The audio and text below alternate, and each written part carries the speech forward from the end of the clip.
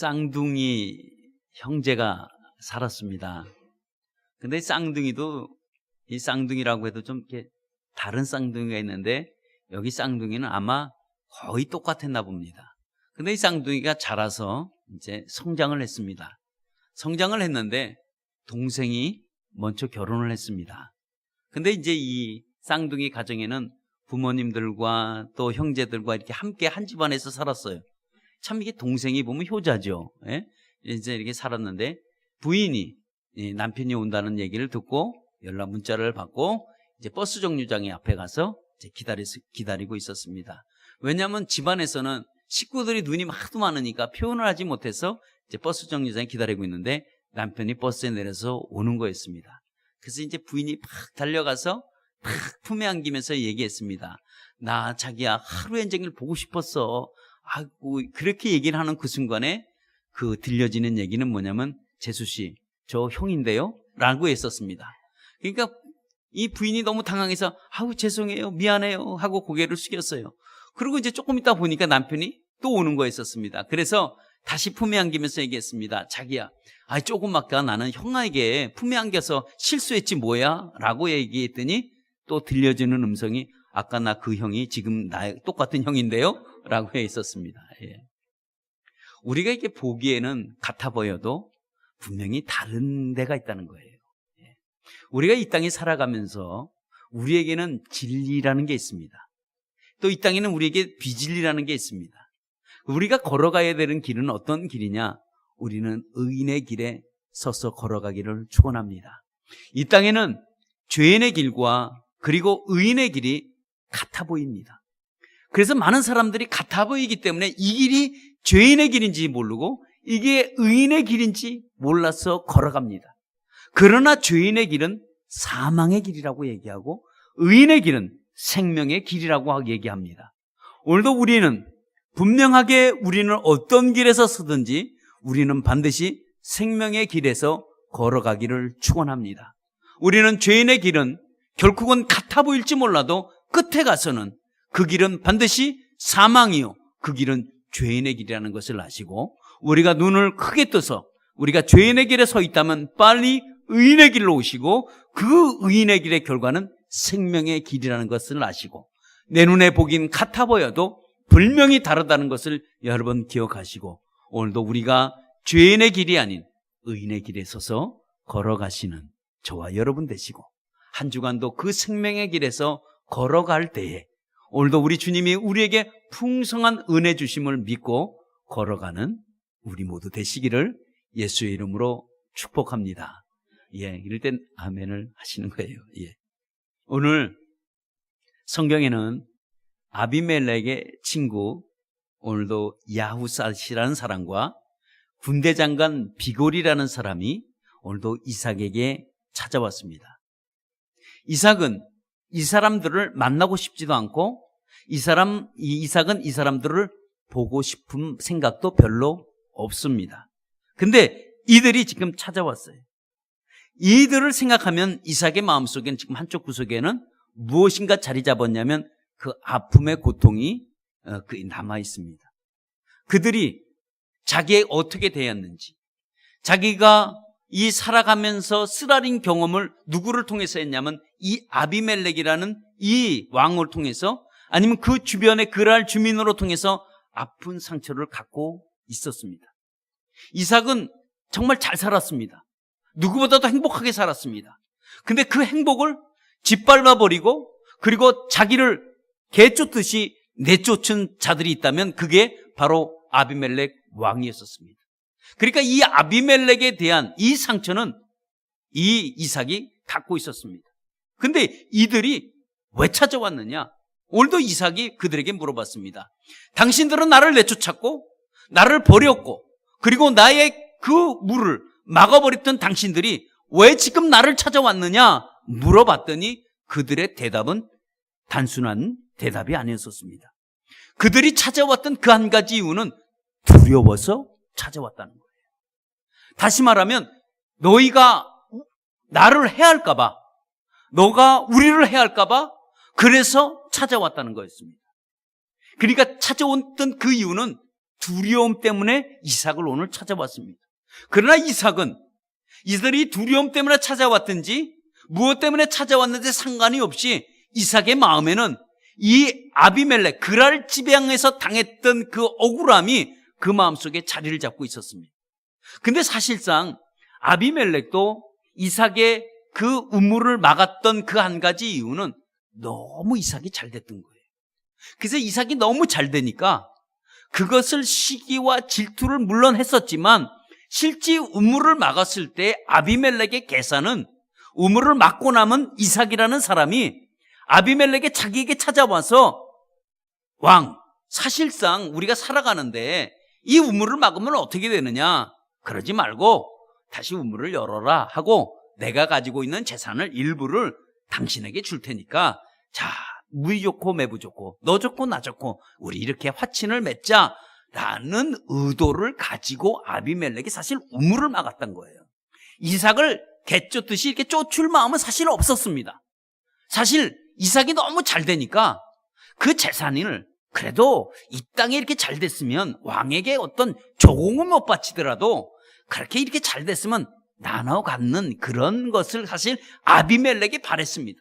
근데 이삭은 그게 전혀 없었습니다. 아마 눈치가 나같이 아마 없었던 모양 같아요. 그러니까 아니 웃으시는 것은 정말 그렇다는 의미 아니에요? 아마 눈치가 나같이 없는 것 같았단 모양이에요. 그러니까 아니 이게 잘 되면 아비멜렉의 왕에게 좀 이렇게 좀 얼마 좀 갖다 주고 같이 이렇게 더불어 살면 좋은데 이삭이 꽉 막힌 사람이라서 그냥 자기 혼자만 그래 누리는 줄 알았어요. 그런데 우물을 덮어버렸는데 아니 이삭이 그냥 가버렸어요. 사실 아비멜렉의 계산은 그게 아니었었는데 그렇게 가고 나니까 뿔싸 아비멜렉이 그렇게 생각했는데 아니 이삭의 모습을 보니까 아니 어디로 가든지 물이 나와요. 아니 저기로 가면 저기가 물이 나오고 여기로 가면 여기 물이 나오는 거예요. 심지어 어디서 물이 나와요? 골짜기에서 물이 나온 거예요. 이 골짜기에서 물이 나오는 이 사실을 아비멜렉이 경험하고 난 다음에 뭐가 찾아왔냐면 10년 가운데 두려움이 찾아왔어요. 야, 이거 안 되겠다. 이런 두려움이 아비멜렉이 찾아왔습니다. 그래서 아비멜렉은 누구를 보냈냐면 자기 친구를 보냈는데 여기 야후삿이라는 사람을 보냈는데 이 사람은 오늘날로 말하면 로비리스트예요.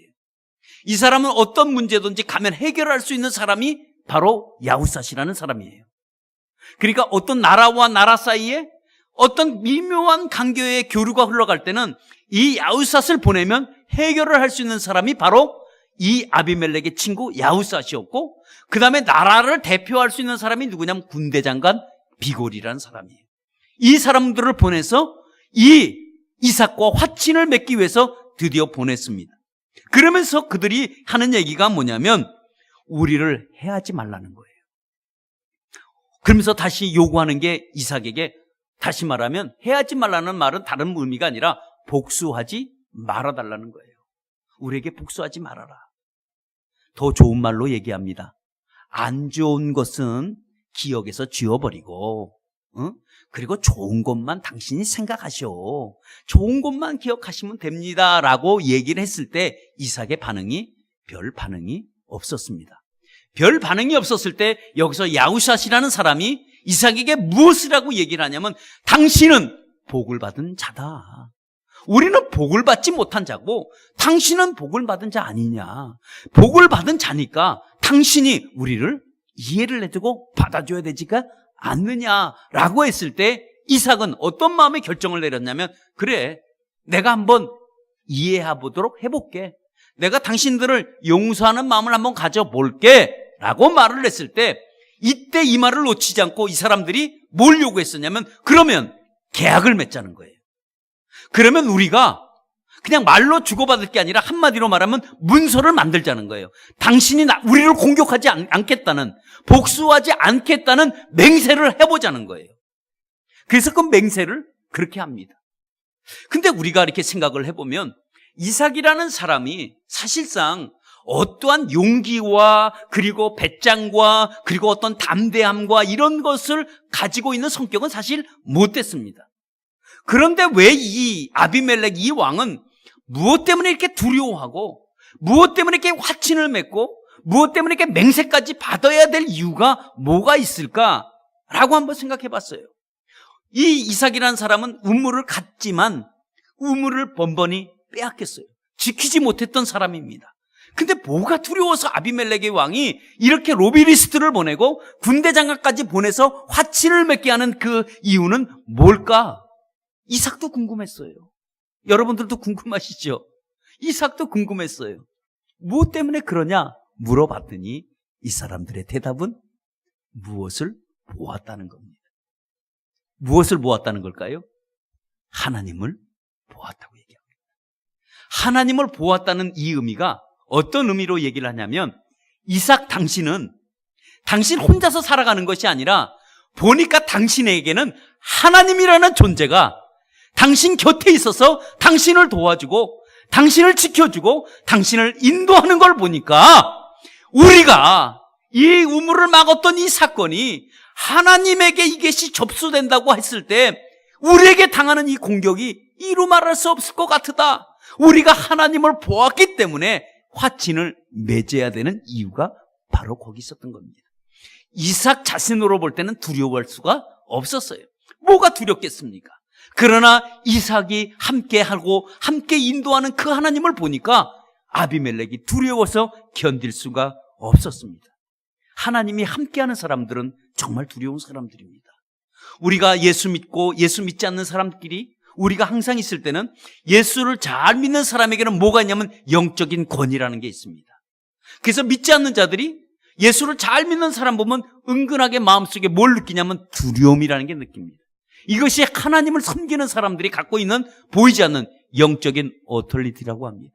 영적인 권위라고 얘기합니다. 이런 영적인 권위가 이삭에게 있었던 거예요. 그러니까 믿지 않는 자가 보았을 때는 그 하나님의 섬기는 그 하나님을 보고 두려워 떨 수가 밖에 없었습니다. 하나님은 이삭의 삶에 정말 어떻게 역사했는지, 그거에게 하나님이 어떻게 축복해뒀는지 모든 사람들이, 심지어 아비멜렉의 왕까지도 깨닫게 해준 사건이 바로 이삭의 여러분 사건입니다. 그들은 눈으로 직접 보았고, 그리고 그들은 그 눈으로 보고 나서 그 두려움이 찾아왔기에 그 바로 로비리스트와 그리고 군대 장관을 보낼 수밖에 없었습니다. 그러면 사실 배경의 이 일을 누가 했느냐? 그들이 스스로 두려움을 사실 느낄 수도 있었지만 하나님이 그들에게 무엇을 줬냐면 두려움이라는 것을 그들에게 주었습니다. 그래서 그들을 찾아오게끔 하나님이 역사한 것도 이 바탕은 누가 만들었냐? 하나님이 만들었습니다. 그러니까 하나님이 그들에게 이렇게 찾아오도록, 하나님이 이렇게 그들에게 오도록 이삭에게 감싸고 이삭을 보호하는 그러한 모든 모습들을 그들이 보게 해서 그들이 찾아와서 그들이 두려워 떨 수밖에 없었다는 거예요. 그러니까 이삭을 보고 두려운 것이 아니라 하나님을 보고 여러분 두려워했습니다. 한긴 게 그래요. 이삭이 동으로 가면 동쪽으로, 이삭이 서로 가면, 또 이삭이 북으로 가면, 이삭이 남으로 가든 어디로 가든지 하나님이 이삭과 함께했던 모습을 볼 수 있습니다. 우리의 믿음의 자녀들에게도 마찬가지입니다. 우리의 믿음의 자녀들에게도 하나님은, 우리에게는 성령님이 우리와 늘 함께 계십니다. 오늘도 우리가 어디로 가든지 어디에 발걸음을 옮기든지 우리 성령님이 오늘도 우리와 함께 동행해 주신다는 사실입니다. 우리의 마귀와 사탄은 우리와 성령님과 우리와 멀어지게 하기 위한, 분리하려고, 떨어지게 하려고 가진 겉모술수와 그리고 시기와 질투를 우리 마음속에 주지만 우리 성령님은 우리와 절대로 떨어지려고 하지 않습니다. 함께 우리와 공존하시는 분이 바로 성령님이십니다. 그러니까 하나님은 우리에게 언제나 함께하길 원하시고 오늘도 우리 삶에 동행하길 원하시고 우리와 인생길에 걸어가길 원하시는 분이 바로 하나님이라는 사실입니다. 그러면 하나님이 왜 이들을 찾아오게 하셨을까? 이들을 찾아오게 하셨던 하나님의 분명한 이유가 있는데 그 이유는 이삭의 마음의 상처를 치유하기 위해서 하나님이 그들을 보내주었다는 사실입니다. 그러니까 이삭의 마음에는 뭐가 있냐면 내면에 상처가 있는 거예요. 어떤 상처? 그랄 지역에서 그 당했던, 그 억울함을 당했던 그 마음의 상처가 그대로 자리 잡고 있었습니다. 그래서 그 아비멜렉이 친구와 군대 장관 비골에 왔을 때 도대체 너희들이 나를 어떻게 했느냐? 너희들은 나를 쫓았고 너희들은 나를 버렸는데 왜 찾아왔느냐고 그 말을 하는 걸 보면 이삭의 마음에는 상처가 있었어요. 그러니까 하나님은 이삭이 갖고 있는 그 내면의 상처를 치유해 주기 위해서 아비멜렉의 친구와 그리고 군대 장관을 보내게 해서 오늘도 상처의 치유를 회복해 주기 위해서 이들을 보냈다는 사실입니다. 이삭의 마음속에는 늘 당했다는 생각이 들어요. 우리가 마음에 상처가 많이 있을 때는 어떤 상처가 있냐면 우리는 당했다 생각할 때 마음이 상처가 있습니다. 내가 이겼다라고 하면 상처가 당할 사람이 없습니다. 근데 억울하게 내가 당했다라고 생각할 때 그때 우리 내면에는 상처를 우리가 자리 잡게 되어 있습니다. 이삭도 마찬가지입니다. 오늘 이삭은 이 사람들을 보고 싶지 않았습니다. 이 사람들을 만나고 싶지도 않았습니다. 그러나 하나님은 그들을 만나게 해주셔서 드디어 하나님이 상처를 치유해주는 놀라운 장면이 오늘 이 장면입니다. 여러분 상처는 갖고 있다면 여러분 상처는 치유해야 되는 줄 믿습니다. 여러분 상처를 붙들고 살면 안 돼요. 상처를 붙잡고 살아가는 사람들은 그 사는 그 순간서부터 힘든 삶의 여러분 시작입니다. 세상은 여러분 상처 없는 사람이 어디 있겠습니까? 다 내면의 상처는 대부분 다 사람들이 갖고 있습니다. 모든 상처와 아픔과 견딜 수 없는 그 심적인, 그 심리적인, 그 심적인 고통 속에서 허덕이고 살아갈 때에 사람들이 힘들어서 그 상처를 시달리고 어떻게 해결할지 못할 때 그때에 예수님은 우리에게 십자가를 들고 찾아오셨습니다. 왜냐하면 십자가는 용서와 사랑입니다. 용서와 사랑 속에서 오늘도 예수 그리스도를 만나는 사람에게는 하나님이 무엇을 해주고 싶어 하냐면 첫 번째가 우리의 마음에 갖고 있는 이 내면의 상처를 하나님이 치유하고 싶은 것이 바로 하나님의 생각과 하나님의 뜻이기도 합니다. 하나님의 마음은 오늘도 상처 속에서 힘들어하시는 사람들을, 오늘도 내면의 상처를 갖고 있는, 말 못한 그런 상처를 갖고 있는 그런 사람들을 위해 오늘도 예수님은 그 마음의 상처를 건드리고 그리고 회복시켜주고 싶어 하시는 분이 바로 하나님이십니다. 그래서 우리가 십자가를 붙드는 순간에 우리의 마음에 자유함을 얻습니다. 근데 이 상처는 사실상 우리에게 어떤 상처의 우리의 시작이냐, 우리의 상처의 시작은 어떤 억울한 일을 당했을 때도 우리의 내면의 상처가 자리를 잡지만 우리의 마음은 시기와 질투를 할 때부터 우리의 내면의 상처가 우리에게 자리 잡는 거예요. 우리가 예를 들어서 이런 겁니다. 우리가 어떤 어머니가 정말 자식을 위해서 다 모든 걸 투자합니다. 다 투자해서 이렇게 자녀를 위해서 투자를 하고 있는데 그 자녀가 세상에 대학을 다니다가 그냥 졸업부터 하지 않고 그냥 자퇴해버리고 그리고 집에 빈둥빈둥 놀다가 그냥 알바로 이렇게 그냥 다니는 거예요. 아니 쟤를 어떻게 키웠는데 내가 쟤를 위해서 모든 거 다 헌신했는데 그저 그냥 학교를 다니지도 않고 그냥 알바생으로 여기 편의점이고 저기 가서 알바를 하는 거예요. 근데 자기 친구는, 자기 친구 딸은, 똑같은 환경의 자기 친구 딸은 아니 공부도 별로 하지도 못했는데 변호사가 됐다는 거예요. 그 말을 들었을 때 이게 우리의 마음속에는 야 정말 잘 됐네, 그 친구를 위해서 축복해 주는 게 아니라 우리 마음속에는 이상하게 부담감이 오는 거예요. 똑같은 친구와 사업을 하는데 그 친구는 점점점 잘 되는 거예요. 근데 나는 점점점 안 돼요. 그 친구가 만나서 야 어떻게 사업은 잘 되니? 라고 했을 때 난 지금 잘 돼서 너무 바빠서 너무 정신이 없어. 근데 나는 말은 잘 된다고 하는데 나는 점점 안 돼가고 있거든요. 근데 그 친구에게 야 사업이 잘 돼서 기쁘구나 이런 축하의 멘트를 우리가 해야 되는데 우리 마음에는 어떤 마음이 드냐면 야 그냥 그 친구가 갑자기 시기와 간이 질투가 되는 거예요.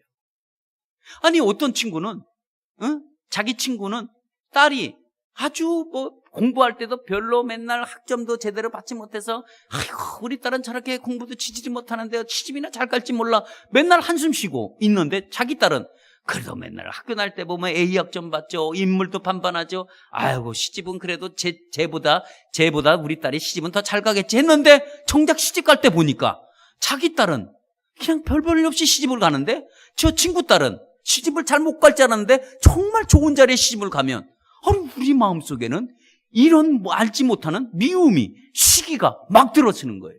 이 시기가, 질투가 들어서는 그 순간에, 이 들어서는 순간에서부터는 이 나의 마음이 상대방으로부터 상처를 준다는 거예요. 시기와 질투만 갖고 있으면 되는데 이것이 상대방에게 전이가 되는 거예요. 오늘도 아비멜렉이 그랬어요. 이삭이 잘 되는 꼴을 보고 시기와 질투를 하고 그 내뱉었던 것이 상대방에게는 상처가 된다는 사실을 여러분 기억하시길 바랍니다. 이 상처가 되는 거예요. 남들이 내가 잘 되면 남들은 안 되길 원하는 것이 아니에요. 그런 사람은 우리 가운데는 없을 거예요. 근데 우리의 심리 가운데는 어떤 마음이 들냐면 내 주식을 샀는데 내 주식이 막 폭삭 망하는 거야. 그럼 똑같은 친구도 그 주식이 망하길 원해요. 우리 가정에 자녀가 속색이면 똑같은 내 친한 친구 자녀도 속썩기를 원해요. 그래서 서로 위로하길 원해요. 예? 근데 이게 우리의 마음이에요. 근데 그렇지가 않거든요. 그러니까 그렇지가 않을 때는 이 내 말이 상대방에게는 상처가 된다는 사실입니다. 그러면 이 상처를, 우리가 상처를 주었잖아요. 상처를 주면 이제 그 상처받은 사람은 그 상처의 내면의 살을 잡으면 그 사람도 나에게 똑같은 말에 상처가 오게 되어 있습니다. 그러면 여러분 어떻게 되겠습니까? 그러면 우리가 상처를 이렇게 주고 받고 살아야 되겠냐고요? 아니죠. 오늘도 하나님이 원하시는 것은 무엇일까요? 오늘도 이삭이 이 모습을 보면서 내면에 상처가 있었지만 그는 어떻게 했느냐? 그는 용서가 되었다는 거예요. 우리는 내면의 상처의 치유는 어떻게 치유될 수 있느냐? 이 내면의 상처 치유는 다른 데서 오지 않고 우리 마음에 용서하는 마음을 가질 때 여러분 내면의 상처가 여러분 치유된다는 사실입니다. 그러면 용서란 뭘까요? 용서라는 것은 내가 상대방의 손을 잡아주는 것이 여러분 용서입니다. 네. 여러분 세상은 내가 당하면 복수해야 돼요. 왜냐하면 우리 가운데는 복수 심리라는 것이 우리에겐 존재하고 있습니다. 그러니까 이 안갚음입니다. 내가 당한 만큼 너도 내가 철저하게 너에게도 내가 이런 것을 할게 하고 해야 우리는 직성이 풀리는 사람인지도 우리는 모릅니다. 그러니까 세상은 어떻게 보면 복수 전쟁 같아요. 여기에는요 용서라는 게 자리 잡지 않습니다. 그러면 우리가 한번 생각해 보자고요. 우리가 이 세상에 용서가 없는 세상을 산다고 생각해 보세요. 그러면 여러분 이 세상이 어떻게 될까요? 한번 생각해 보셨습니까? 용서가 없는 세상을? 용서가 없는 세상을 우리가 산다고 생각하면 끔찍한 일입니다. 서로 찌르고 서로 아프게 하고 서로 물어뜯고 서로 hin난하고 서로 비난하고 서로 저주하고 살아가는 세상을 여러분들이 만들어 본다고 생각해 보세요. 여기에는요 용서가 없습니다. 용서가 없다는 것은 사랑이 없다는 겁니다. 사랑 없는 세상에서 여러분 우리가 큰 사회를 보지 말고 우리의 가정을 보시길 바랍니다. 우리 가정에 용서가 없는 가정, 우리 가정에 사랑이 없는 가정을 만들어 간다고 했을 때 우리 가정은 지옥이에요. 이 세상은 지옥입니다. 그러니까 우리가 가져야 될 것은 뭘 가져야 되느냐? 여러분 용서를 가져야 돼요. 용서는 상대방의 손을 잡아주는 게 여러분 용서입니다. 하나님은 복수를 원하지 않습니다. 하나님은 오늘도 우리에게 뭘 주고 올자 원하시냐면 오늘도 우리에게는 사랑하는 자녀로 우리를 삼아주셨어요. 그래서 하나님이 우리에게 얘기하시는 것이 뭐냐면 내가 너희를 용서한 것 같이 너희도 저들을 용서해라 라는 말이에요. 그러니까 하나님은 용서해 주시고자 하시는 하나님입니다. 그러면 우리의 용서의 결과는 뭘까요? 용서의 결과는 사랑은 허다한 허물을 덮는 거예요. 이게 사랑의 결과입니다. 이게 용서의 결과입니다. 이게 사랑은 어떤 거냐? 상대방의 허물을 덮어주는 것이 여러분 사랑이에요. 그러면 우리가 용서를 해야 돼요. 이삭에게 하나님이 복수하도록 할 수도 있습니다. 근데 하나님이 요구하는 것은 이삭에게 뭘 요구했었냐면 용서해 줘라 라고 했을 때 이삭은 그 말에 순종하고 용서하기 시작했습니다. 근데 이삭이 그들을 용서하다고 마음을 딱 이미 먹는 그 순간에 그의 마음의 상처가 치유가 되고 회복이 되는 걸 느꼈습니다. 그래서 용서받는 그들에게도 마음이 평안함을 갖지만 사실상 군대 장관과 그리고 이 아비멜렉의 친구도 평안한 마음을 가졌지만 누가 평안한 마음을 먼저 갖느냐? 이삭이 먼저 평안한 마음을 가졌다는 거예요. 이게 바로 용서의 놀라운 은혜입니다. 그러니까 용서는 상대방의 손을 내가 잡아주는 거예요. 그러면 그 용서가, 여러분, 그 용서로 통해서 내 상처의 치유가 회복된다는 사실입니다. 그렇다면 용서는 뭡니까? 용서해주고 돌았을 때에 내 마음에 기쁨이 넘쳐 흐르게 되어 있습니다. 이게 용서의 놀라운 신비입니다. 용서는 내가 용서하고 그 사람에게 용서하고 뒤로 돌았을 때에 그때 말할 수 없는 기쁨이 내 안에서 여러분 흘러넘칩니다. 여러분, 상처는 지워지지 않는다고 합니다. 맞는 것 같아요. 왜 지워지지 않을까요? 마음속에 있는 상처 왜 안 지워질까요? 그 안 지워지는 그 한 가지 이유가 무엇인지 아세요? 그것은 내 머릿속에 기억으로 남아있기 때문에 그래요. 이 기억이 남아있기 때문에, 이것 때문에 힘든 거예요. 내 마음이 아픈 것은 다른 게 아픈 게 아니라 아직도 그 상처가 내 머릿속에 그 기억이 계속 남아있기 때문에 내가 힘든 겁니다. 그러니까 내 마음이 아픈 것은 아직까지 그 기억을 버리지 못한 거예요. 여러분, 우리에게는 상처들이 다 대부분 있습니다. 여러분, 어떤 상처를 갖고 사십니까? 여러분, 어떤 상처를 갖고 계시다는 이 말은 무엇의 상처를 기억하고 계십니까? 라는 말과 같습니다. 근데 그 상처가 너무 내가 억울하게 당했다면 그게 내면의 상처로 자리 잡아요. 그게 머릿속에 기억이 되면 지워지지가 않습니다. 그것이 이제 내면에 자리 잡고 시작하면, 그러면 그 기억이 자꾸 나를 아프게 해요.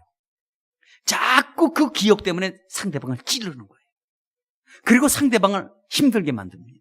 이것이 내면의 상처로 자리 잡았을 때 그렇습니다. 그러면 이 상처로 인해서 내 마음에 자리 잡고 있는 이 상처가 나를 아프게도 하지만 상대방도 아프게 하고, 나를 힘들게 하지만 상대방도 힘들게 하고, 모든 사람들을 다 힘들게 해요. 그러면 우리가 계속 이렇게 살아갈 거냐? 그건 아닙니다.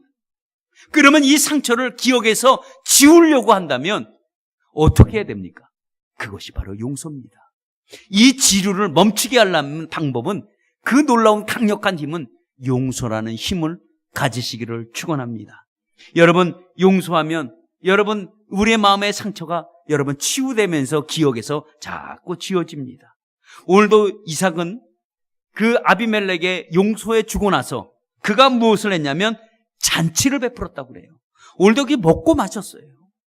그러니까 그들을 이해하고 용서하는 마음을 딱 갖는 그 순간에 어떤 마음이 들었겠어요? 기쁜 마음이 든 거예요. 그러니까 잔치하고 먹고 마시고 그 다음날 아침에 일어나서 어떻게 해요? 서로 계약하고 맹세하고 그 다음에 서로 평안히 어떻게 해요? 갔더라라고 평안해지는 겁니다. 그러면 이것이 바로 용서의 결과는 마음이 자유함을 얻고 평안함을 얻습니다. 그러면 용서는 어떻게 됩니까? 용서는 늦게 하는 게 아니라 용서는 빠르게 하면 할수록 좋은 것이 바로 용서입니다. 용서는 오랫동안 갖고 있는 게 아니에요. 용서는 가능하면 빨리 내 마음에서 용서를 해주시기를 축원합니다. 어떤 아버지가 두 아들을 고아원에 맡겨놨습니다. 고아원에 맡겨놓고 이제 갔습니다. 근데 두 아들이 잘 성장했어요. 이제 어느 정도 잘 성장했습니다. 근데 이 두 아들 가운데서는 어떤 마음이 드냐면 자기네들 마음속에는 부모를 만나보고 싶다는 거예요. 부모를. 누가 우리의 부모인지. 그러나 이 알 길이 없었습니다. 그래서 이제 고아원 원장에게 찾아가서 부탁을 했습니다. 근데 고아원 원장이 절대로 가르쳐주지 않았습니다. 그러나 이 두 아들이 원장에게 잘 얘기해서 사정사정해서 고아원 원장이 아버지의 주소를 알려줬습니다. 두 아들이 아버지를 찾아갔습니다. 찾아가서 갔더니 시골에 살고 계신 거예요. 그래서 가서 봤더니 얼굴이 형편없었습니다. 마치 얼굴에 화상을 입은 것 같은 그런 얼굴이 모습이 아주 어떻게 보면 안 좋은 모습을 갖고 있었습니다. 그래서 두 아들이 아버지를 보는 순간에 아버지의 얼굴에 화상 입은 얼굴을 보고 그냥 그러고 발걸음을 돌아서 왔습니다. 물론 연락을 아버지가 해보려고 했었지만 아들들이 전화를 바빠서 받지도 않고 어떻게 그렇게 했습니다. 근데 이제 아버지가 죽게 되었어요. 이제 죽었습니다. 그래서 동네 사람들이 그 아들의 연락을 해서 아버지가 죽었으니까 장례를 치르러 내려오라는 말을 듣고 두 아들이 내려갔습니다. 두 아들이 내려가서 장례를 치르려고 하는데 동네 거기 사는 어른들이 그 아들들에게 있습니다. 아버지를 화장시키지 말아라. 절대 화장은 안 된다고 얘기를 했다라고 했는데 두 아들이 의견을 했습니다. 그러면 아버지를 어떻게 할 거냐? 묘지를 쓸 거냐? 그럼 묘지 관리 누가 할 거냐? 했을 때 두 아들이 아버지가 정도 없었잖아요. 무슨 오래간만에 자기를 버렸던 아버지인데 무슨 마음이 들겠어요 거기서. 무슨 묘지까지 심어서 우리가 못하러 가겠느냐? 화장시키자. 그리고 화장을 시켰습니다. 그리고 유품을 정리하다가 하나씩 유품을 태우기 시작했습니다. 근데 거기서 낡은 종이를 하나 발견했습니다. 그 종이를 보는 그 순간에 두 아들이 퍽퍽퍽 대성통곡하고 울기 시작했습니다. 거기 내온 유서의 내용은 다른 게 아니라 두 아들을 화재가 났을 때 이 아버지가 두 아들을 데리고 나오다가 얼굴에 화상을 입은 겁니다. 그리고 두 아들을 화상을 입고 다시 아내를 구하라고 뛰어들어갔었지만 이미 아내는 불이 너무 크게 나서 들어갈 수 없고 아내는 그냥 죽고 말았다는 내용입니다. 그러면서 편지의 내용이 그겁니다. 여보, 이제 나도 당신 곁에 가오. 내가 당신을 먼저 구할 수 있었는데 두 아들이 울고 있길래 먼저 구하고 뛰어들어가려고 했었으나 더 이상 들어갈 수 없고 내가 당신을 죽인 것 같아 미안하오. 그러나 내가 곧 내가 당신 품에 가오. 그리고 아들들아, 이 편지를 보거든 나를 절대로 화장은 시키지 말아라. 나는 그간의 38년 동안 매일 밤마다 불에 타서 죽는 악몽을 시달렸단다. 그러니 나를 절대로 화장시키지 말아달라. 이게 너희들에게 마지막 부탁이다 라고 했습니다. 근데 두 아들이 아버지를 화장시켰잖아요. 그 마음에 아버지가 평소에 미웠었고 자기들을 버렸다는 것, 자기들을 외면했다는 것 때문에 그들은 아버지를 이해하지 못하고 아버지를 용서하지 못하고 살았습니다. 그러나 실질적으로는 아버지는 그 고아원에 두 아들을 위해서 매달 돈을 보냈다는 사실을 뒤늦게 깨닫고 이들은 그 생각을 했었습니다. 나중에 울고 불고 여러분 통곡하면 뭐 하겠습니까? 이미 세상은 끝났는데 여러분 용서라는 것은 무엇입니까? 용서는 가능하면 빨리 할 수 있으면 여러분 더 좋은 방법이 용서입니다. 용서는 나중에 해야지 아닙니다. 용서는 빠르면 빠를수록 용서는 더 좋은 방법이기도 하고 내 마음의 상처를 치유하는 방법이기도 합니다. 여러분 용서는 선택이 아닙니다. 꼭 해야 되는 것 중에 하나입니다. 왜 꼭 해야 됩니까? 남을 위해서 하는 게 아니라 나를 위해서 여러분 용서하시는 여러분 되시기를 바랍니다. 마음의 상처는 여러분 어떻게 바뀔 수 있습니까? 내 마음 상처는 가시로 자라서 뻗게 되면 여러분 상대방을 찌른다는 이 사실을 여러분 아시기를 바랍니다. 상대방을 못되게 하고 상대방의 아픔을 주고 우리 모두를 힘들게 하는 것이 내면에 내가 상처를 자리 잡고 있을 때 그렇습니다. 하나님은 오늘 이삭을 치유해 주고 싶은 거예요. 오늘도 하나님은 이삭이 갖고 있는 내면의 상처를 오늘도 치유해 주고 싶어서 오늘도 아비멜렉을 통해서 오늘도 찾아와서 용서를 빌고 용서를 구하고 용서를 받아주는 놀라운 일들이 오늘 생겼습니다. 오늘도 상처를 이삭이 회복했습니다. 마음 가운데 평안을 찾았습니다. 오늘 마음 가운데 평안을 찾고 있을 때 종들이 막 달려와서 이삭에게 얘기했습니다. 물을 찾았습니다. 물을 찾았대요. 아니 왜 물을 찾았을까? 이 부엘세바는 물이 없습니다. 여러분들이 현재 성지순례 가보시면 알지만 부엘세바 지역에는 물이 나올 수 있는 지역이 절대로 아닙니다. 근데 오늘 물이 나왔다고 종들이 기뻐서 와서 이 이삭에게 얘기합니다. 그래서 이삭이 그 물이 나왔다는 얘기를 듣고 함께 기뻐합니다. 그러면서 오늘 성경이 뭐라 그래요? 오늘날까지 오늘도 그 물이 부엘세바에 있었더라 이겁니다. 지금도 성지순례 가면 그 부엘세바 이삭이 그 팠던 그 물이 지금도 있습니다. 그 지역엔 물이 있는 게 아닙니다. 왜 물이 있습니까? 물 때문에 상처받은 거 하나님이 물로 다시 회복시켜 주셨습니다. 여러분 결론 맺습니다. 이삭의 결론은 다른 게 아닙니다. 이삭은 순종하는 사람이었습니다. 이삭은 어떤 하나님의 말씀이든지 무엇을 요구하든지 이삭은 하나님 앞에 철저하게 순종했던 사람이 바로 여러분 이삭입니다. 이삭은 아버지께 배운 것이 있습니다. 아버지로부터 배운 것은 뭐냐면 믿음을 배웠습니다. 그러나 그는 자기의 삶에는 순종의 결과로 나타낸 사람입니다. 오늘도 그가 번제단에 올라갈 때, 올라갈지 못할 때 그는 순종하고 올라갔고, 흉년 가운데 머물러라고 했을 때 머물렀고, 그는 뭐든지 순종하는 사람이었습니다. 그 순종이 이삭에겐 크나큰 축복을 가져다 왔습니다. 이삭의 인생의 뒤편에서 하나님이 언제나 지켜주시고 언제나 보호하시고 언제나 그를 인도하신 사람은 누구냐? 이삭, 이 사람밖에 없습니다. 이삭은 성경에, 오늘 이 성경에서 이 성경에 나오고 그 이후에 삶은 이제는 그의 삶을 소개하지 않습니다. 얼마나 그가 태평성대하고 살았는지 그를 더 이상 소개하지 않습니다. 바로 순종은 여러분 위대한 것입니다. 여러분 순종은 오늘도 하나님이 오늘도 우리에게 요구하는 것이 있다면, 순종이라면 여러분 그 요구에 여러분 순종하는 여러분들 되시기를 바랍니다. 여러분 결론을 맺습니다. 말씀을 맺혀봅니다. 아비멜렉은 그가 아비멜렉이 찾아왔을 때 그가 용서할 수 없었습니다. 왜 찾아왔느냐? 니네들이 나를 버려놓고 왜 지금 찾아왔느냐? 이삭은 그렇게 물어봤습니다. 왜냐하면 이삭의 마음에는 상처가 깊었습니다. 근데 하나님은 이삭의 마음을, 그 내면에 잡고 있는 그 상처를 치유해주고 싶었던 거예요. 그 마음의 상처를 깨끗하게 어루만져주고 싶었던 겁니다. 그래서 오늘도 이삭은 그 마음 가운데 이들을 용서함으로 인해서 그의 마음이 다 상처가 치유가 됐어요. 뭐로 통해서요? 용서로 통해서. 여러분, 우리가 내면에 자리 잡고 있는 상처들이 있습니까?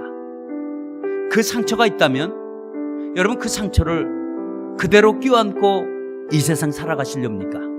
아니면 용서하시며 살아가시렵니까? 우리에게 선택은 두 가지입니다.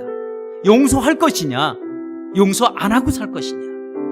용서를 하고 산다면 여러분 마음 가운데 기쁨이 있지만, 용서하지 않고 산다면 여러분 마음에는 늘 마음이 아픈 마음으로 살아갈 수밖에 없습니다. 여러분, 이 치유는 저절로 되지 않습니다. 그냥 시간이 지나면 내 마음에 이 상처가 저절로 없어질 것 같습니까? 아니에요. 여러분의 받았던 상처는 절대로 지워지지 않습니다. 그러면 이 지워지지 않는 이 상처를 흐름을 바꿔놓을 수 있는 것이 바로 여러분 용서의 힘입니다. 여러분 용서하시길 바라요. 이 용서는 친구지간에 가장 친한 친구에게 상처를 받는 경우가 더 많습니다. 다시 말하면 가까운 사람에게 상처를 받아요. 자녀들은 부모의 학대로 통해서 상처받고 자라는 이 성장한 자녀들도 있습니다. 아버지에 대한 이 상처는 끝까지 갑니다. 그리고 부부간의 상처도 참 많이 있습니다. 부부간에 말 못한 이 상처를 안고 살아가는 부부들도 많이 있습니다. 그러면 부부로 살면서 이 상처 가지고 부부로 살다면 여러분, 그게 여러분의 상처예요. 용서하셔야 돼요. 이해하셔야 돼요. 용서는 뭡니까? 용서의 시작은 사랑이라는 거예요. 사랑의 결과는 뭡니까? 허물을 덮어주는 거예요. 우리가 이렇게 될 때 우리에게 마음의 진정한 자유와 우리의 기쁨을 누릴 수 있습니다. 상처는 내만 갖고 있으면 좋은데 이 상처가 자꾸 남을 찌르고 남을 힘들게 하고 남들도 다 상처를 주는 것이 나 자신입니다. 그러면 이것을 이렇게 살아갈 것이냐, 아니면 용서하고 살아갈 것이냐? 여러분 용서하고 살아가세요. 용서가 내면의 상처에 치유하는데 여러분 처방약입니다.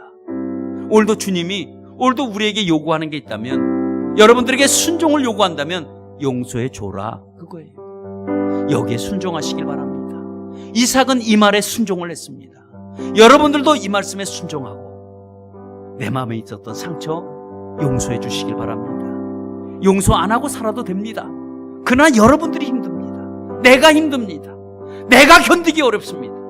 그러나 용서하면 내 마음에 기쁨이 있어요. 이런 기쁨을 여러분 가지시고, 이 시간 용서하지 못할 사람이 있다면 용서해 달라고, 용서하는 마음을 내게 달라고, 이삭에게 용서한 마음을 주셨듯이 하나님 내게도 용서하는 마음을 달라고 이 시간 다 함께 우리 이 말씀을 생각하고 우리 주여 외치고 다 같이 여러분 기도하겠습니다.